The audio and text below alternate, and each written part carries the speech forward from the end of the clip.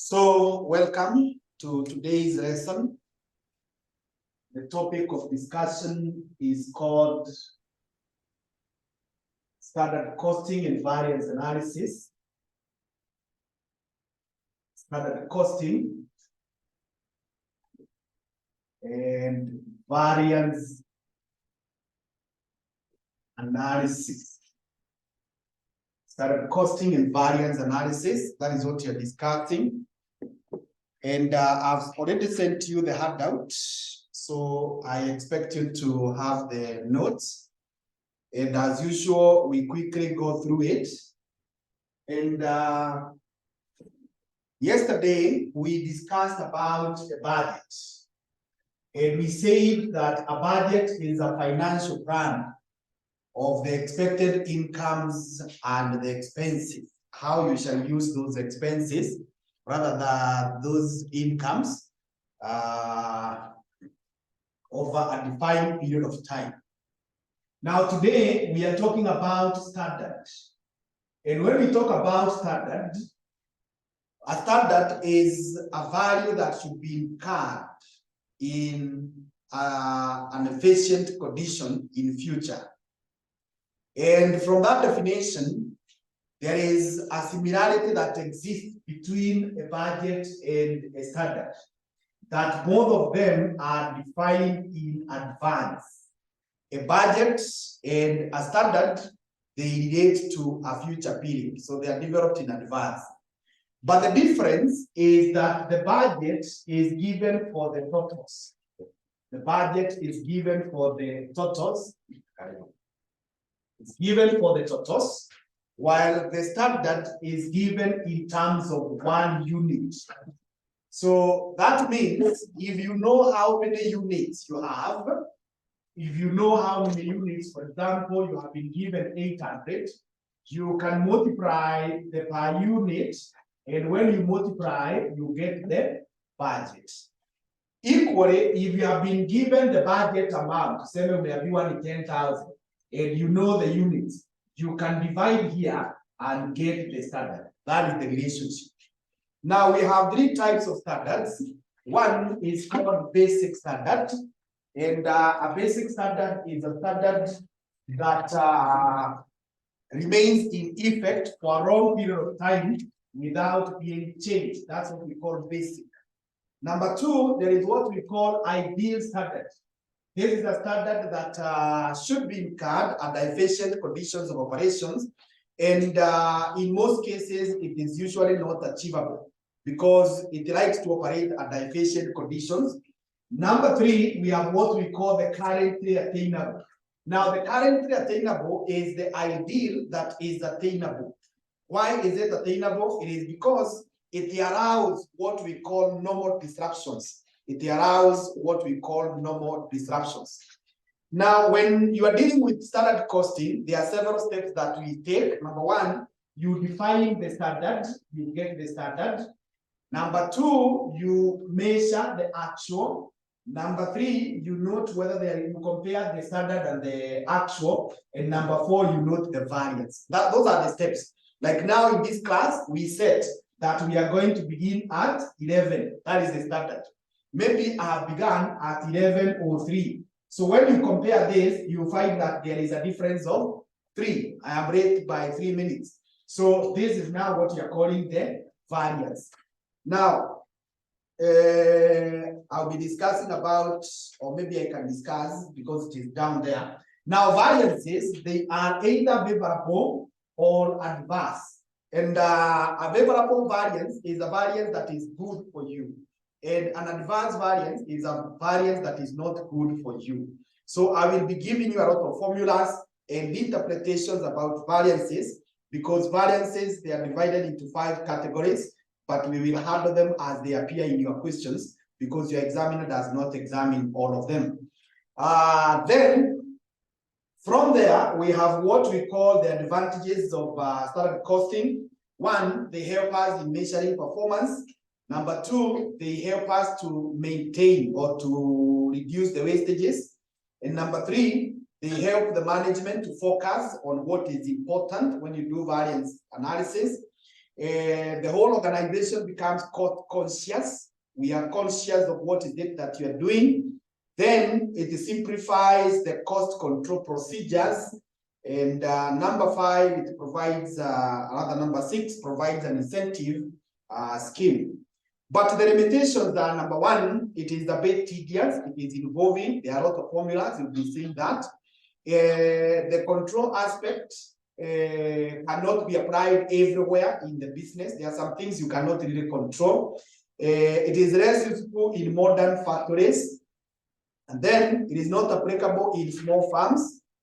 Small companies are not able to do that. And is not very effective in organizations which deal with non-standardized. Like that, what I'm doing is not something that is standardized. The way I'm teaching standard costing is not the way I taught budgets yesterday. Variances, I've already done that. Then there is what we call variance investigation. Ukiona nimechelewa these 3 minutes, you need to check maybe why has the teacher come a bit late, or even the student in that case, why has the student arrived a little bit late? You investigate, or why did you come early? So we have very, very many reasons. One of them is what we call the measurement errors. Maybe someone made a mistake in measuring. Out of date standards, maybe someone is using outdated standards. The other one is what we call out of control operations. Out of control operations. And then we have random or uncontrollable factors. Now, this is done using 3 methods, although I have put them there, but they are not very strong in your syllabus, so I will not even discuss them in details. The first one is the simple rule of thumb. The next one is statistical models, and the third one is the statistical decision model. They are not very pronounced in your syllabus.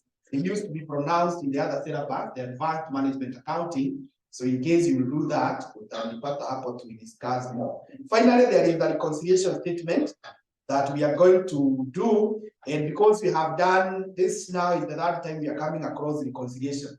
We came across it when we were discussing bookkeeping. We came across it when we were discussing reporting methods. And now we are coming across it in variances. So I wish to get to the questions. So that we can be able to put them in practice.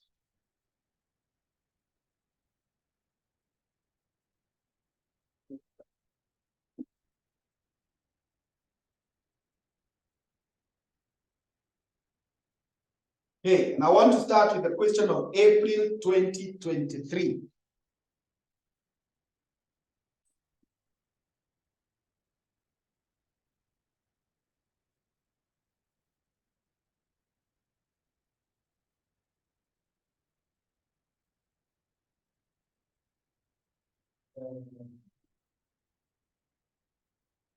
April 2023.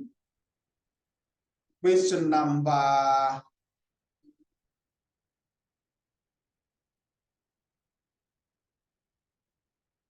5B. 5B. Question number 5B.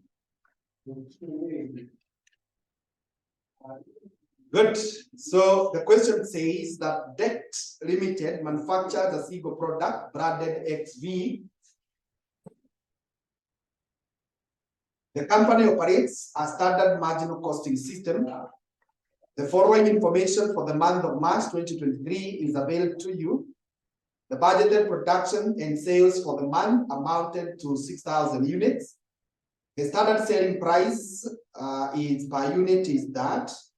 The variable standard manufacturing cost per unit are as follows: direct materials, direct labor, production overheads.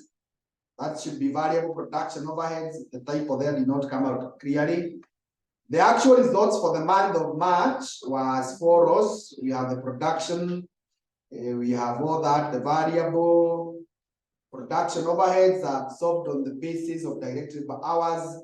The opening and closing inventories of finished goods are valued at the standard variable manufacturing cost per unit. So you are told to to compute the following variances. Compute the following variances. Okay. So let's start with the first one. Sales price variance. Sales price variance. Sales price variance is equal to budget selling price. Budget selling price minus actual selling price. Actual selling price. You multiply by actual units sold. You multiply by actual units sold.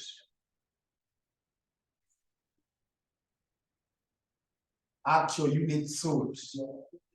Sasa, when you look at this question, you can see in information 2. Information 2, the standard selling price is 13,200. That is what we are also calling the budget. Minus the actual selling price. Ukienda kwa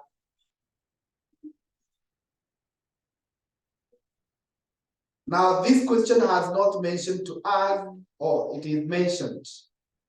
You see, we are given the sales. So tutaipata namna hii. Ukiangalia information 4, we are told the total sales amounted to 81,075,000.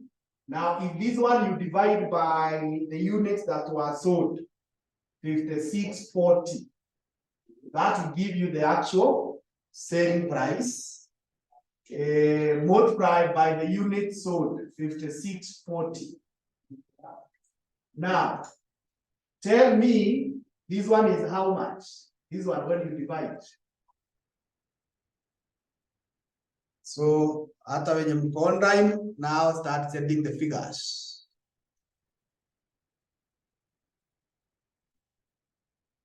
This one, when you divide, 14,375 multiplied by 5640.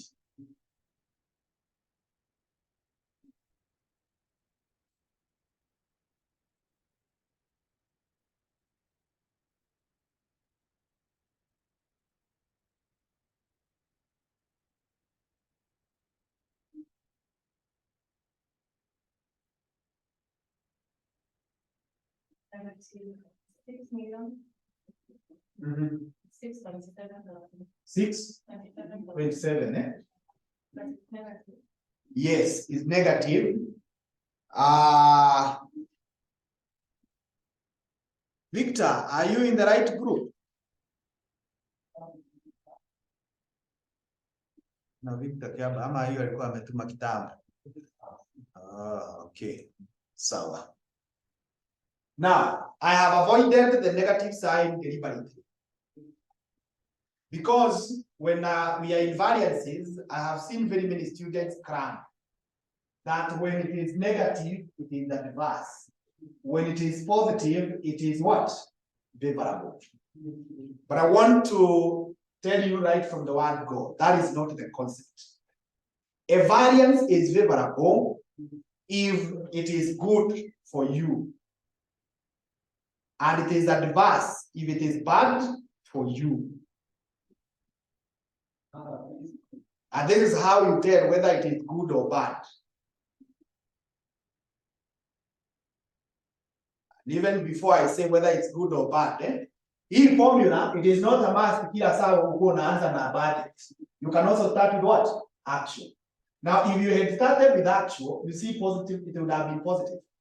But that does not change the interpretation. So now, we are looking at what? Price.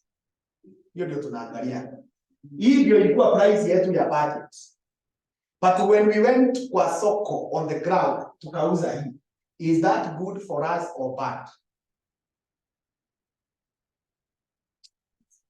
It is good. So if it is good, that is favorable. Like I. So it has nothing to do with the sign. Although ukipewa swali ya reconcile, you may need to see the sign, eh? But the sign is not the one guiding the interpretation. You simply look at what am I dealing with? It is the price. Kwa budget nilikuwa natarajia hii. Actual ikakuwa hii. Is that good or bad for me? The same way you are even with cost. And we are going to have that in a while. Higher sales volume contribution. Sales volume contribution. But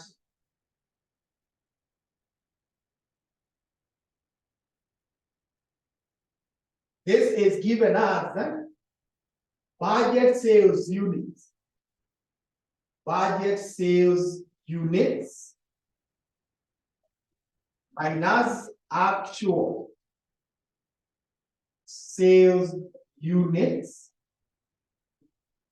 You multiply by budget contribution margin per unit. Contribution margin per unit. Budget contribution margin per unit. So how do we get contribution? Budget contribution margin. Budget contribution margin per unit. Juzi tulisoma about what? How to get the contribution. Na tukasema it is the sales revenue. Sales revenue. You minus the variable costs. You minus the variable costs. You divide. Allow me to pick this call.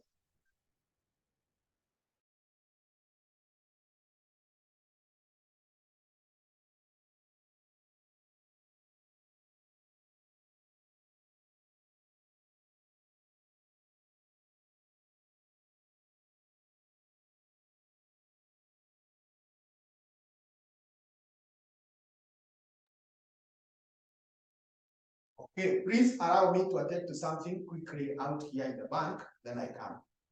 Give me like 10 minutes. Let me